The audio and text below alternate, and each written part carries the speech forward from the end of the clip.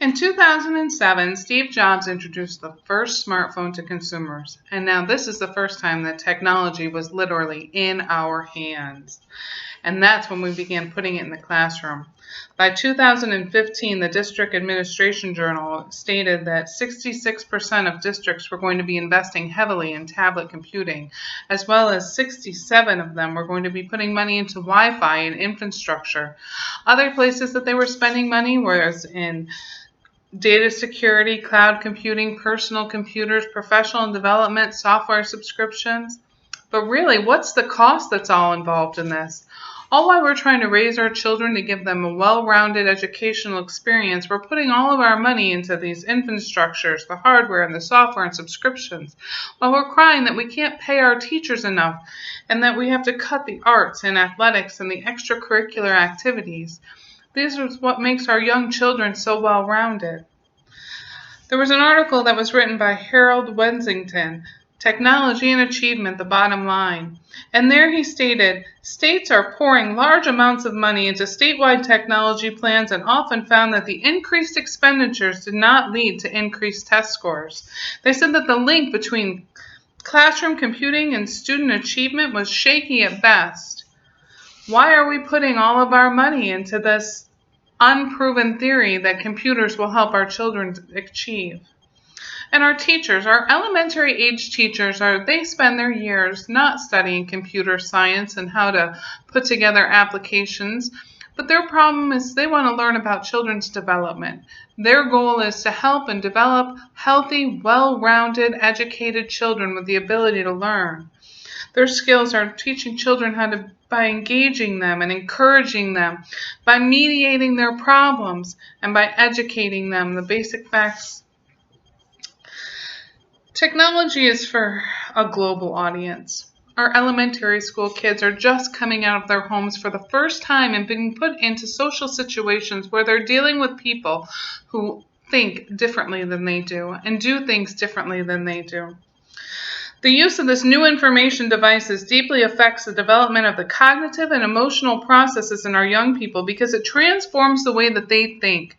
And transforming it from an analog, structured, sequential, referential type of an education, it becomes global and vague and holistic. This was reported by Roman Glomsky about the impact of digital media on emotional, social, and moral development of children. We also have these kids, they're so captive and excited to learn when they're in their elementary school age that it's essential that we focus on critical thinking. Because according to Roman, again, he says, due to the abundance of data that's available online and the ability of critical thinking needs to be developed from an early age, it's even now more important than it ever was in the past for us to have this ethical development. So, other things that we need to think about are, as we're talking about social development, is what do the doctors say? The American Association of Pediatrics is telling us to limit our kids' screen time. They're also telling us that we should avoid screen time completely if it can't be supervised by a parent or adult. How is a teacher supposed to supervise an elementary school screen time when they have 30 kids in their class? And isn't this the best time to be teaching the emotional intelligence instead of an instant gratification? Emotional intelligence focuses on self-respect, self-awareness, conflict resolution, body language, expression, empathy, while instant gratification, justification, separation, isolation, and indifference is what we're learning from the immediate gratification of getting instant answers in our hand on a technical device. Until our children have developed these emotional skills and this emotional intelligence, are they really able to handle all of the data that's coming in? According to Charlotte Weiss, she says that kids are dependent on the technology. Although we can use this technology and stimulate children through exciting games, she says that it can also result in a dependency where children start to lose interest in other activities and they exhibit signs of anxiety, distress, and behavioral problems whenever their tablets are taken away. So now we've talked about the financial and the social cognitive development aspects of elementary education and technology. What about the physical growth? Have we thought about these young bodies and how they're still growing and developing? Too much screen time is going to lead to obesity and poor muscle development, limited fine motor skills, as well as poor posture, and even tech neck, where bone spurs are coming off the back of the skull as people are leaning their heads forward and not standing up and looking straight ahead.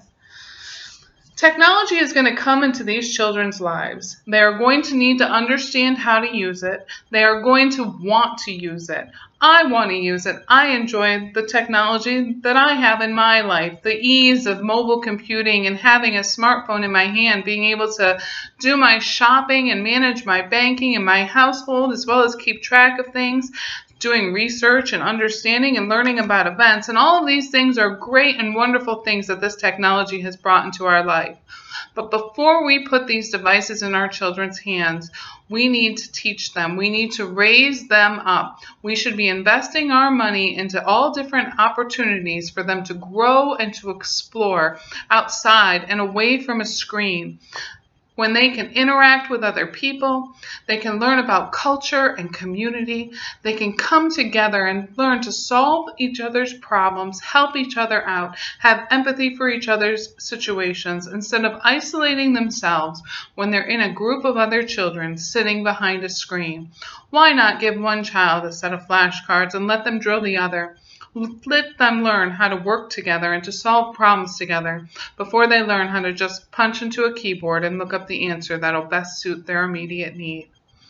Thank you for your time, and I hope you found this educational and informational. And next time you're thinking about handing a child or supporting education and technology in an elementary school age, take a minute and think about the financial, social, and physical problems that this can cause for our children during this young age. Let's push it off a little to the side.